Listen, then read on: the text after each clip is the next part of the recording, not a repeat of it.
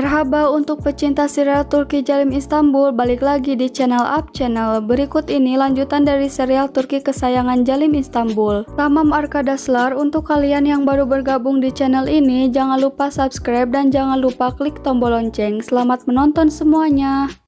Nedim menghampiri Cemre dan memperlihatkan tidak ada cincin di tangannya. Nedim berkata, "Kamu pasti sudah mendengar." Cemre menjawab, "Aku mendengar dan aku berharap yang terbaik." Nedim mengungkapkan isi hatinya dan berkata bahwa Cemre selalu ada di hatinya. Cemre tersenyum, lalu Nedim memegang tangan Cemre. Saat Başak ke kamar mandi, Oya membawa lari atlas. Başak mengejar Oya. Başak menjambaknya lalu membenturkan kepala Oya. Başak bingung akan pergi kemana, kemudian Başak masuk rumah dan menguncinya. Oya berteriak menyuruh Başak membukakan pintunya. Başak menelepon Nedim, namun Nedim tidak menjawabnya. Başak menelepon lagi. Cemre menyuruh Nedim menjawabnya. Lalu Başak meminta pertolongan dan berkata bahwa Oya menculiknya dan ingin membawa pergi bayinya. Başak berkata, "Kumohon, Oya akan membunuh kami. Cepat kemari, selamatkan bayiku. Setidaknya selamatkan dia." Nedim bertanya lokasi Başak. Başak tidak tahu. Başak berkata bahwa dia akan mengirim lokasi lewat pesan. Cemre bertanya. Nedim memberitahu bahwa Oya menculik Başak dan bayinya. Lokasi terkirim, lalu Nedim dan Cemre pergi. Oya mencari cara untuk membuka pintu. Başak panik kemudian menghalangi pintu dengan barang-barang yang ada di sana. Cemre bertanya dan tidak mengerti kenapa Oya menculik Başak dan bayinya. Nedim menjawab bahwa dia juga memiliki banyak pertanyaan tentang Oya. Nedim berkata, "Jadi yang aku tahu Oya mencoba masuk ke dalam hidupku dengan serius." Cemre menjawab, "Apa maksudmu?" Nedim berkata, "Untuk keluarga kita, aku benar-benar tidak mengerti, tapi setelah aku mengumpulkan semuanya, aku akan memberitahumu Cemre." Oya berhasil membuka pintu. Oya berkata, "Başak, buka pintunya, berikan bayinya." Başak menyuruh Oya pergi. Agah terus melihat amplop hasil tes DNA Jeng yang belum dibuka. Ketika Agah membukanya, Agah merobeknya lalu membakarnya. Damla mengingat kata-kata Ceren tentang perselingkuhan Senis dan Mumtaz. Damla menghampiri Senis dan berkata bahwa dia ada di pihak ayahnya. Damla ingin membahas dan bertanya tentang apa yang dikatakan Ceren. Kemudian Jeng datang. Senis mengisyaratkan Damla. Damla berkata, "Apakah kamu memiliki hubungan dengan pamanku? Apa kamu melakukan semua ini karena Nedim melihatmu?" Jeng terkejut lalu menutup pintu. Jeng bertanya, "Apa yang kamu bicarakan? Apa ini benar?" Damla menangis. Jeng bertanya pada Senis. Senis memegang tangan Jeng namun Jeng menepisnya. Lalu Jeng pergi. Jeng menanyakan Agah dan menanyakan keadaan Agah. Oya berhasil membuka pintu namun Başak menahannya. Oya kesal dan menyuruh Başak untuk memberikan atlas. Oya mengancam akan membakar Başak dan bayinya. Kemudian Oya keluar mencari bahan bakar. Oya menemukan bensin lalu menyebarkan bensin itu. Başak mencium bau bensin dan melihat bensin disebarkan di ruangannya. Kemudian Nedim dan Cemre datang. Oya menyuruh Nedim tidak mendekatinya. Oya berkata bahwa dia akan membakar rumah Başak dan bayinya. Jeng menghampiri Agah yang sedang mengurus tanaman. Agah menyuruh Jeng mengeluarkan unek-unek di dalam hatinya. Nedim menenangkan Oya dan bertanya apa yang diinginkan Oya dari Başak dan bayinya. Oya berkata bahwa itu bukan bayi Başak. Nedim berteriak memanggil Başak. Başak berteriak bahwa dirinya di dalam rumah. Oya berkata, "Kamu tidak bisa masuk. Jika kamu masuk, rumah ini akan terbakar." Nedim berjanji akan mendengarkan Oya. Oya berkata bahwa Nedim bohong dan akan pergi meninggalkannya. Oya berkata, "Aku melakukan semua untukmu Nedim. Bayimu sudah mati. Lalu aku mengambilnya. Nedim, aku pikir itu milikmu dan aku menyimpannya. Kami membuat kesepakatan dengan Başak. Ketika waktunya tiba, dia akan memberikan bayinya, tapi dia tidak memberikan." Kemudian Oya memberitahu Nedim bahwa bayi itu bayi Ceren dan Jeng. Cemre dan Nedim terkejut. Nedim mengambil korek lalu mendorong Oya. Nedim menyuruh menyuruh Cemre menyelamatkan Başak dan bayinya. Nedim berkata bahwa dia berjanji akan mendengarkan cerita Oya. Oya menjawab bahwa dirinya dan Nedim bersaudara itu benar. Lalu Nedim pergi. Oya berteriak mengejar Nedim bahwa apa yang dikatakannya benar. Jeng bertanya tentang perselingkuhan ibunya dan Mumtaz. Agah berkata, "Aku hancur, tapi aku mencoba berdiri. Kenakalan ini tidak akan bisa mengalahkan kita. Dia tidak akan menghancurkan keluarga kita. Kehormatan, kebanggaan, apapun yang tersisa, kita akan membangun kembali hidup kita. Kalau tidak, aku tidak bisa hidup dengan aib ini." Oya dibawa ke kantor polisi. Nadir berkata, "Tuan Nedim, aku tidak tahu bagaimana aku masuk ke topik ini. Oya mengatur rencana yang buruk. Dia menggunakanku untuk memainkan permainan." Cemre menjawab, "Tolong simpulkan cerita ini." Nadir berkata, "Dia telah mengikuti Tuan Nedim. Bayi Nyonya Ceren tidak meninggal di rumah sakit. Dia menggantikannya dengan bayi lain yang meninggal." Nedim menjawab, "Apa tujuannya?" Nadir berkata, "Dia mengatakan dia dalam bahaya. Saat mengetahui bayi itu dari Jeng, dia mengatakan bayi itu harus tinggal di rumah itu dan dia memberikannya pada seseorang yang tinggal di rumah itu bernama Başak." Nedim dan Cemre terkejut, lalu Nadir meminta maaf. Cemre bahagia karena bayi Ceren masih hidup. Ceren melihat Cemre dan Nedim bersama. Cemre dan Nedim menghampiri Başak. Ceren menguping percakapan Nedim, Cemre, dan Başak. Nedim berkata, "Kami tahu bayi itu bukan milikmu." Başak menjawab bahwa bayi itu miliknya. Ceren terkejut saat Nedim berkata bahwa bayi Başak adalah bayi milik Ceren. Jeng memberitahu Agah bahwa bayi Ceren adalah bayi miliknya. Jeng berkata, "Aku kabur dari rumah sakit itu karena aku tahu hasilnya. Aku malu ayah, jadi aku membuat rencana. Aku membawa Ceren dan bayinya pergi ke Amerika. Aku sudah menyiapkan segalanya, bahkan kami akan berangkat. Tapi Ceren tidak mau, lalu dia kembali. Kemudian hasil tes DNA diumumkan. Aku percaya saat hasil tes bayi itu milik Nedim. Aku seperti orang bodoh, dan aku tidak percaya Nedim mengubah hasilnya." Agah terkejut.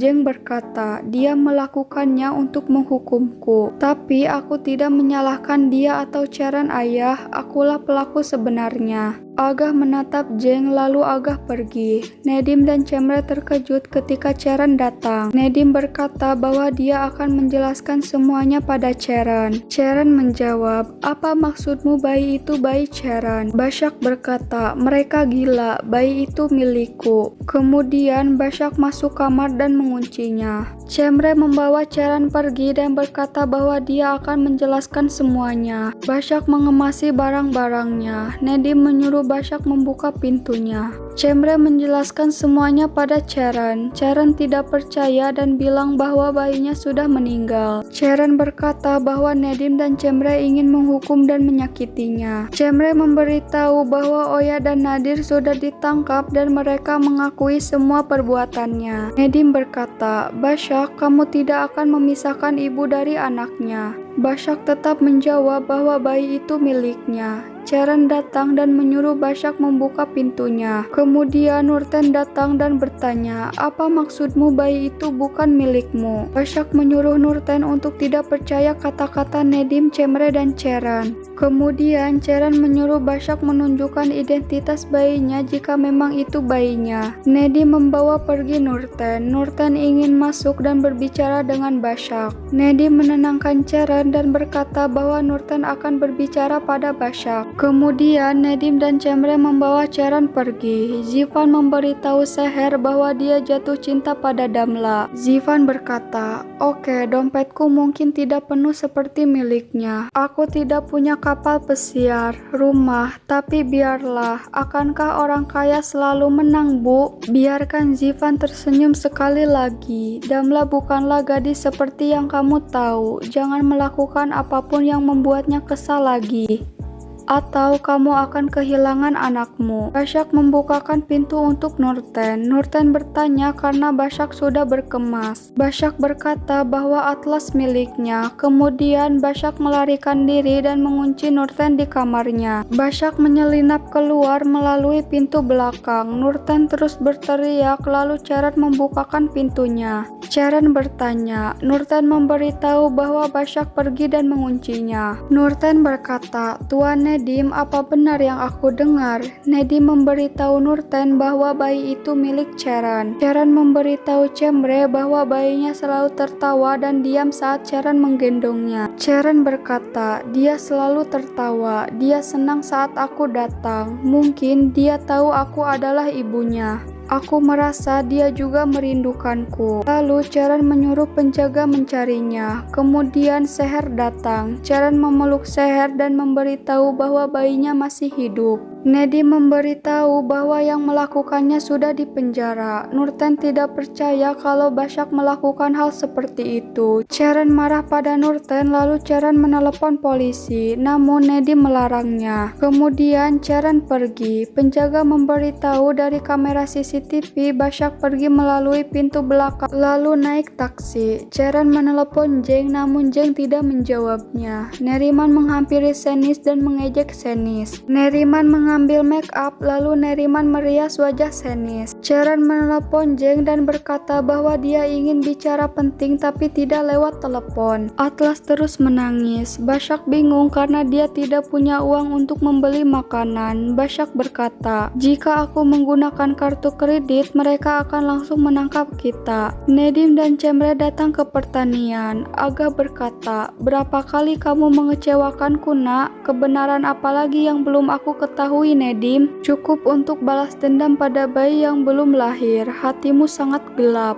Cemre memberitahu Aga bahwa bayinya masih hidup, namun Aga tidak mempercayainya. Basyak masuk ke ruang ganti bayi, kemudian Basyak meminta popok. Charon memberitahu Jeng bahwa bayi mereka masih hidup. Jeng tertawa dan tidak mempercayainya. Charon meyakinkan Jeng dan berkata, "Semua rencana Oya. Oya mengira bayi itu milik Nedim dan dia mencurinya. Oya mencurinya, kemudian dia memberikan pada Basyak dan dia mengirim Basyak ke rumah besar. Jeng, tolong percaya padaku. Nedim dan kakakku tahu. Mereka yang mengatakan itu padaku. Sekarang mereka mencari bayinya." Jeng menjawab, "Charon, kita kehilangan bayi kita. Tolong jangan lakukan ini." Charon terus meyakinkan Jeng dan menyuruh Jeng untuk mencari bayinya juga. Jeng tetap tidak percaya lalu Jeng pergi. Charon menangis memohon pada Jeng untuk tidak pergi. Ternyata Oya terobsesi dengan Nedim. Dia melarikan diri dari rumah sakit jiwa lalu membuka klinik seolah-olah Oya seorang dokter. Cemre dan Nedim berkata pada Aga bahwa mereka mencari kemana-mana dan tidak dapat menemukan Basyak. Atlas terus menangis. Kemudian Basyak masuk ke toko.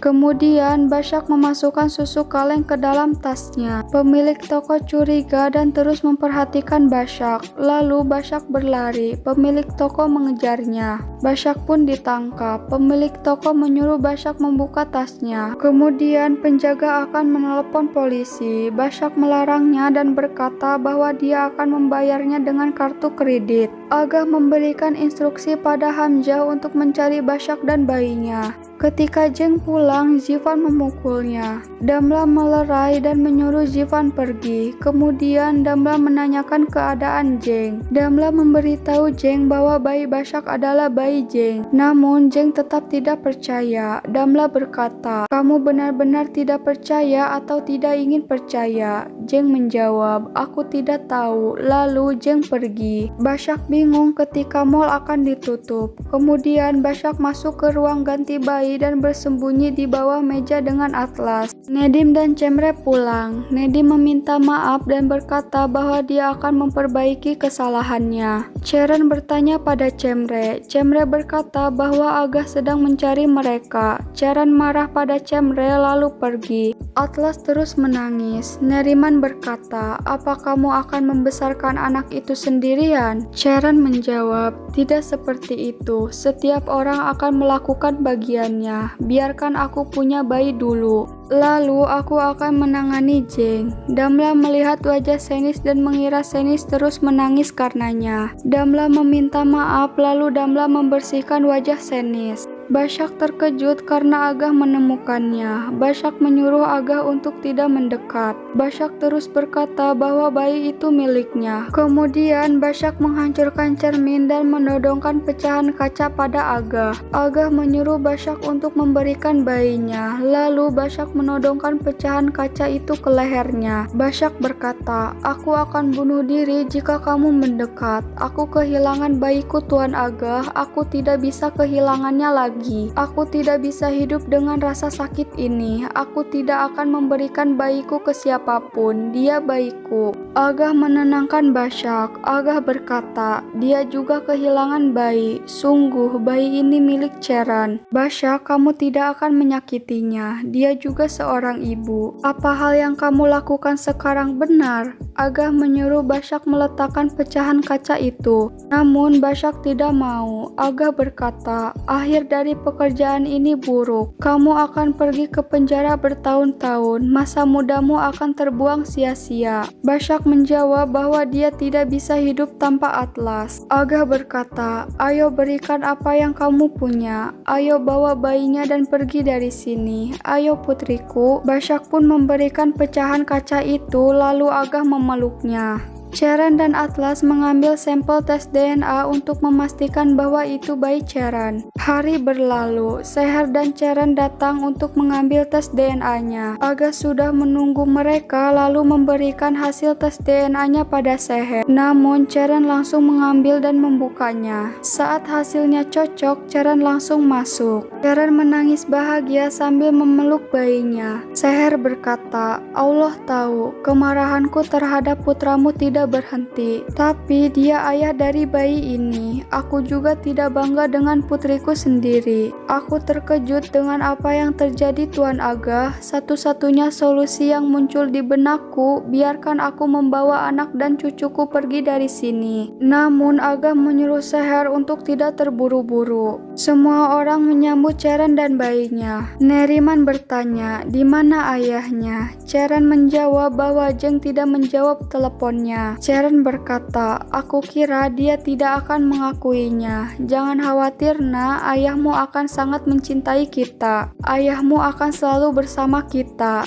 Ceren sangat bahagia. Kemudian Ceren memotret bayinya lalu mengirimkannya pada Jeng. Jeng tersenyum saat melihat foto bayinya. Kemudian Cemre meneleponnya dan berkata bahwa Cemre ingin bicara dengannya. Ceren menghampiri Senis dan berkata, "Apa kamu siap? Cucumu masih hidup. Apa kamu kesal karena kamu tidak bisa membunuh bayiku, Senis? Apa yang kamu takuti akan terjadi, bukan? Bayiku masih hidup. Kami akan ke sini bersama putramu. Kami akan bergandengan tangan dengan putramu. Tapi aku akan sangat berhati-hati karena kamu bisa melakukan apapun kapan saja. Segala sesuatu yang kamu takuti akan terjadi padamu. Jeng akan menerima putranya karena anakku seorang Karacai. Dia memiliki segalanya di sini." Senis menahan kesal dan menangis. Lalu Senis terjatuh. Cemre memberitahu Jeng bahwa bayi itu miliknya karena bayinya sudah dites DNA.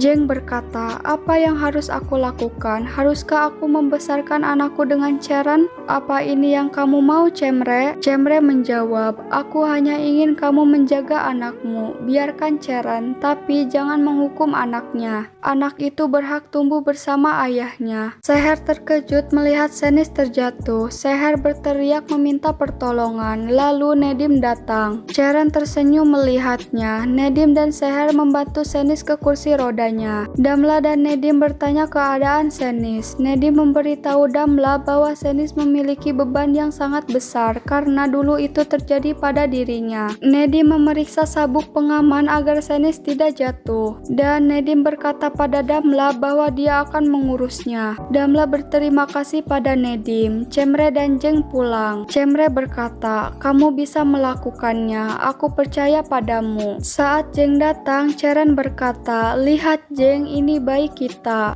Lihatlah, mulutnya dan matanya sangat indah. Aku lebih membandingkannya denganmu. Baunya sangat harum. Apa kamu ingin menciumnya? Jeng gemetar saat akan menggendongnya. Jeng tersenyum saat menggendong bayinya. Sharon berkata, bukankah ini indah? Baunya seperti mis, bukan? Aku belum memberi namanya.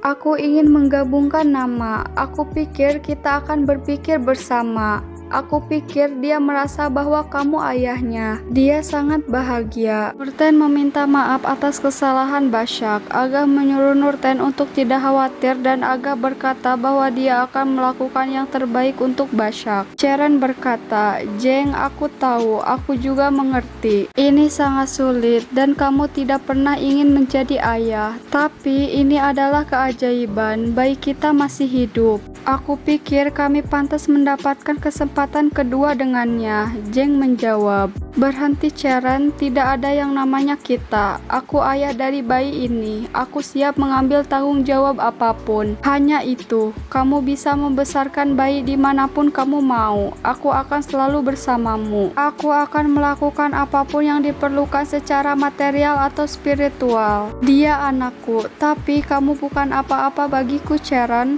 Jangan lupakan itu. Sharon berkata, kami adalah bagian dari hidupmu. Lalu Jeng pergi. Sharon berteriak, kamu mau atau tidak, aku adalah bagian dari hidupmu juga. Yusuf menelepon Nedim untuk menandatangani dokumen. Yusuf berkata dia akan ke rumah besar. Kemudian Yusuf memberikan dokumen pada Damla. Yusuf menanyakan tawaran pekerjaan yang dia tawarkan pada Damla. Damla berkata bahwa dia sudah mulai bekerja di perusahaan. Kemudian Zivan melihat Damla dan Yusuf bersama. Damla menenangkan Zivan. Yusuf berkata pada Damla bahwa Zivan adalah supir Damla. Damla menjelaskan pada Zivan bahwa dia membicarakan bisnis dengan Yusuf. Yusuf dan Zivan berargumen, lalu Zivan menyerangnya. Damla berkata, apa yang kamu lakukan? Apa kamu gila? Damla meminta maaf pada Yusuf. Yusuf pun pergi. Zivan berkata pada Damla bahwa Damla membela Yusuf untuknya. Kemudian Seher datang. Seher terkejut melihat Damla menampar Zivan. Seher menanyakan keadaan Zivan. Zivan berkata, kamu benar Bu, mereka bukan dari kalangan kita. Damla menangis lalu pergi. Yusuf tersenyum ketika Damla menghampirinya. Damla meminta maaf lagi pada Yusuf dan menanyakan keadaan Yusuf. Seher berkata, jangan sedih. Zivan menyuruh Seher untuk tidak membahasnya. Neriman terus memprovokasi Sharon. Namun Sharon tidak mau pergi pada Jeng. Sharon berkata bahwa Jeng tidak ingin melihatnya. Kemudian Nurten datang membawakan pakaian bayi. Sharon marah. Sharon membawa pakaian bayi lalu mencari Jeng. Sharon melempar pakaian itu pada Jeng. Sharon berkata, apa anakku seorang pengemis? Anakku seorang cucu Karacai. Apa kamu mengerti? Dia tidak mati. Kamu tidak bisa membunuhnya. Jeng menenangkan Sharon dan bertanya apa yang Sharon inginkan. Sharon berkata, jika bayiku akan tumbuh tanpa ayah, maka harus ada harga untuk itu Jeng. Jeng bertanya apa yang Sharon inginkan darinya. Sharon berkata bahwa dia ingin setengah saham perusahaan milik Jeng. Jeng pun menyetujui apa yang Sharon inginkan.